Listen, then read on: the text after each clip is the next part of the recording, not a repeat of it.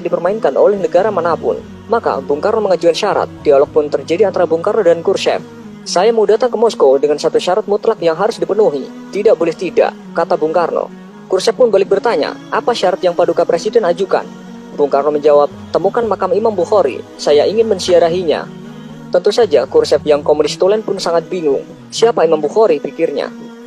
Khrushchev segera memerintahkan pasukan elitnya untuk menemukan makam yang dimaksud. Ternyata hasilnya nihil. Khrushchev kembali menghubungi Bung Karno. Maaf Paduka Presiden, kami tidak menemukan makam orang yang Paduka cari. Apa Anda berkenan mengganti syarat Anda? Bung Karno pun tersenyum sinis. Kalau tidak ditemukan, ya sudah. Saya urungkan niat untuk ke negara Anda. Mendengar pernyataan Bung Karno, sontak membuat kuping Khrushchev panas memerah. Kalimat singkat Bung Karno ini membuat Khrushchev kecewa. Khrushchev kembali memerintahkan orang nomor satunya untuk memecahkan masalah ini. Akhirnya setelah melalui penelusuran yang teliti, serta mengumpulkan informasi dari orang-orang tua muslim di sekitar Samarkand, akhirnya makam imam besar kelahiran kota Bukhara tahun 810 Masehi itu ditemukan. Imam Bukhari yang memiliki jasa begitu besar bagi agama dan umat muslim itu dimakamkan di Samarkand pada tahun 870 Masehi. Makamnya ditemukan dalam kondisi rusak tak terawat, berada di ladang kapas yang jauh dari jangkauan masyarakat.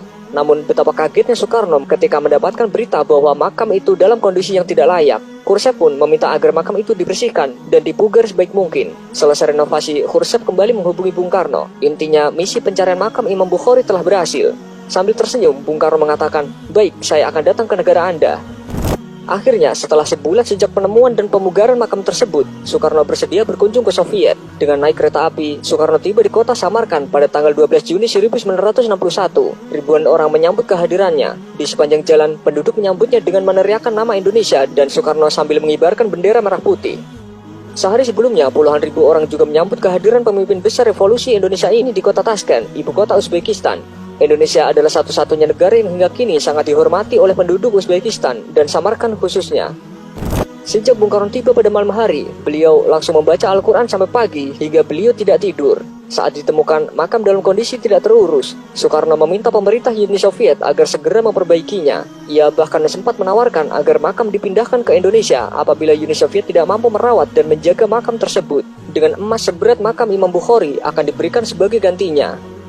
Versi lain yang berkembang di Uzbekistan menyebutkan berkat Soekarno, makam Imam Bukhari dipugar besar-besaran. Dulunya makam itu tidak terlihat kemegahannya, tetapi jelang ziarah Soekarno, makam dibersihkan dan direnovasi hingga tampak megah. Sejak saat itu, pihak Barat pun menilai kunjungan Soekarno ke Moskow tak hanya untuk urusan politik, melainkan juga ziarah. Dan hal ini juga menunjukkan kepada mata dunia bahwa Indonesia tidak bisa diatur.